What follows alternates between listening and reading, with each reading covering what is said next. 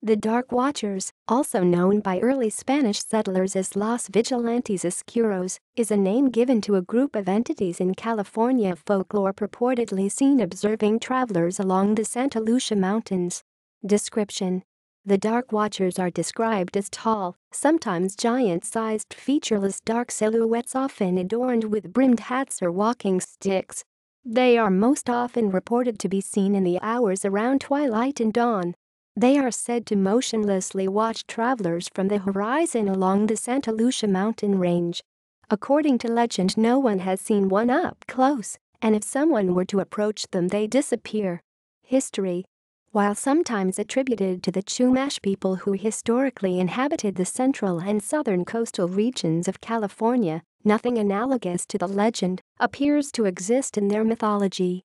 When Spanish settlers first moved into the area, they were said to have witnessed the Dark Watchers, whom they dubbed Los Vigilantes Oscuros. The Dark Watchers are most famously given a brief mention in John Steinbeck's Flight, included in the 1938 collection of his short stories, The Long Valley. Pepe looked suspiciously back every minute or so, and his eyes sought the tops of the ridges ahead.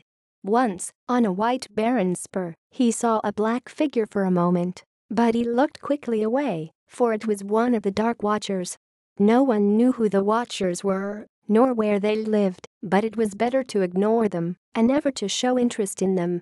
They did not bother one who stayed on the trail and minded his own business.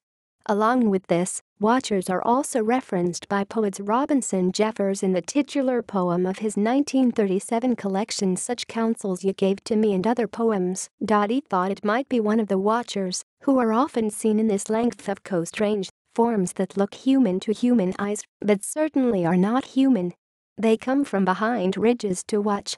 But when he approached it, he recognized the shabby clothes and pale hair, and even the averted forehead and concave line from the eye to the jaw, so that he was not surprised when the figure turning toward him in the quiet twilight showed his own face.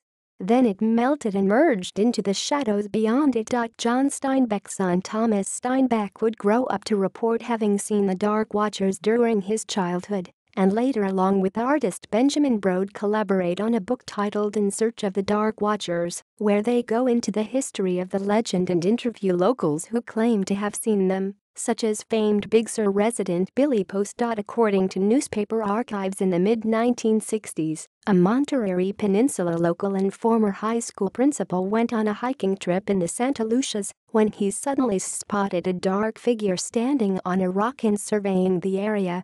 When the principal called out to the other hikers, the creature vanished. Explanations: illusions, hallucinations, or misinterpretation of natural stimulus brought on by exhaustion or isolation have been proposed by psychologists. Infrasound, which can be generated by wind, can cause feelings of uneasiness and anxiety in some people, and is frequently connected to paranormal sightings. An optical illusion known as the Brockenspector is a plausible explanation for the legend. A Brockenspector, mountain specter, can occur in certain atmospheric conditions when the sun is at a particular angle. The subject's shadow can be cast onto a cloud bank around them, creating the illusion of a large shadowy humanoid figure. See also: Gray Man of Ben McDewey. References: